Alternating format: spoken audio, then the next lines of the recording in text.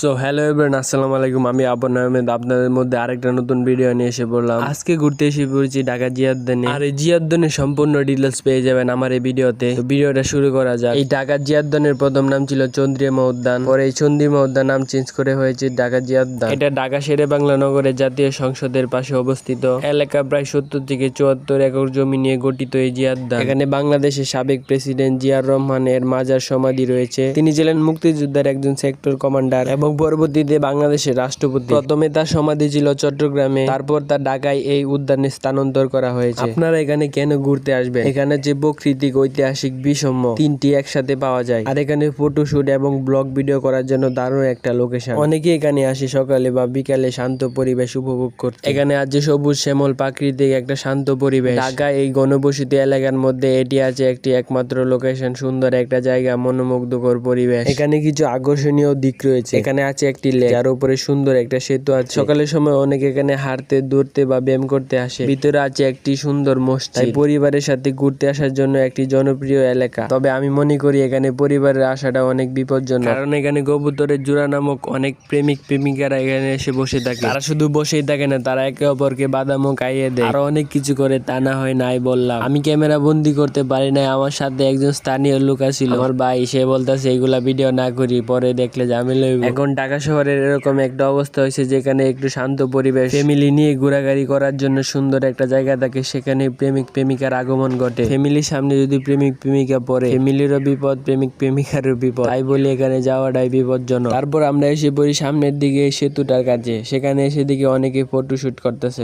আর এই দিক দিয়ে এক আপু ফটোশুট করতেছে। এখন কাস্টমার তো পুরুষ ক্যামেরাম্যানের কাছে নাই, সবচেয়ে বেশি ভিড় করছে এই আপুর কাছে। মানুষ এমনই, বেটার কষ্ট বেড়া বুঝে না। রাজা আরো সাইডে ফাইডে তো অনেক পুরুষ ক্যামেরাম্যান ঘুরতেছে। এই নজা বেডের তো টিয়ার এমনিতেই অভাব নাই, একটা ছবি 10 টাকা তুলতেছে। কি পরিমাণ টিয়া কামাইতেছে, সিরিয়াল ধরে মানুষ কারি রয়েছে। তোরা যা হেনকে বিদ্যে সিরিয়াল দেখে কারণ দরকার আছে। আরো সাইডে ফাইডে কত ক্যামেরাম্যান ঘুরতেছে, এর কাছে ছবি তুল না, তোরা হেনকে সিরিয়াল ধরে ছবি তুলন। পরে আমি একটা পুরুষ ক্যামেরাম্যানে ডাক দিলাম, ডাক দিয়ে দেখলাম ছবি কিরকম হয়, কোয়ালিটি কিরকম। পরে না দেখলাম অনেক ভালোই। পরে আমার বাইসারে কইতাছে যে আমি ছবি তুললাম। তারা বলে 10টার কমে ছবি তুলে না, নিম্নমানের 10টা ছবি তুলবো একটা ক্যামেরাম্যান, এর কমে তুললে দিত না। পরে আমি কইতেছি এক শার্ট দিয়ে তো 10টা ছবি তোলার কোনো দরকার নাই, এক জামা দিয়ে 10টা ছবি তুললে কি লাভ হইব। পরে বাইরে কইছি কই বেডির দ্বারা তুল, আমি কই বেডির দ্বারা সিরিয়াল ধরে তুলন লাগতো না, এই তুলি। আমরা সাথে লুকাইছি একসাথে 5 জন। পরে আমি কইতেছি আচ্ছা আমি 5টা তুললে লাই, আর আপনারা সবাই মিলে তুলে নেন 5টা। পরে হেরা কইতেছে 10টি হইরে একটা ছবি তোলার কোনো দরকার আছে? পরে আমি কই ভাই রাজি করাইছি।